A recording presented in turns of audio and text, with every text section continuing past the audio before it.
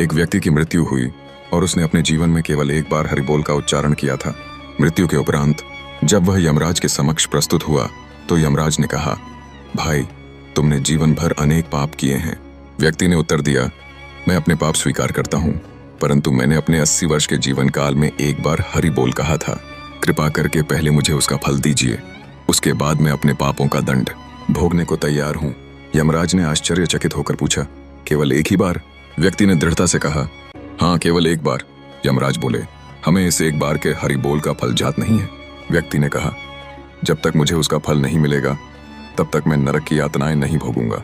विवश होकर यमराज उस व्यक्ति को लेकर भगवान शंकर के पास पहुंचे।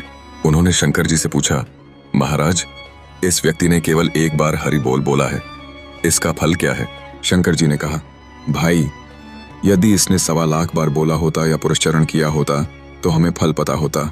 यदि इसने 1-2 करोड़ बार भी बोला होता या जीवन भर प्रत्येक दिन बोला होता तो भी हमें फल जात होता, परंतु एक बार बोलने का फल हमें नहीं पता।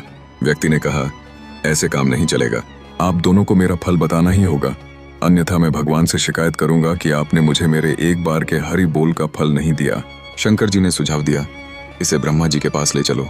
तब यमराज और शंकर जी उस व्यक्ति को लेकर ब्रह्मा जी के पास गए। ब्रह्मा जी ने भी कहा, भैया, हमें सबके फल पता है, परंतु एक बार का फल हमें नहीं पता। उन्होंने कहा, इसे नारद जी के पास ले चलो। यमराज, शंकर जी और ब्रह्मा जी उस व्यक्ति को लेकर नारद जी के पास पहुंचे। उन्होंने नारद जी से कहा, आप तो 24 घंटे नाम जप करते हैं, बताइए एक बार का फल क्या है? नारद जी ने कहा, भैया, हम तो 24 घंटे गाते हैं, यदि हमें एक बार का फल पता होता तो हम पूरे दिन क्यों गाते? हम पूरे दिन गाते रहते हैं, हमें एक बार का फल नहीं पता।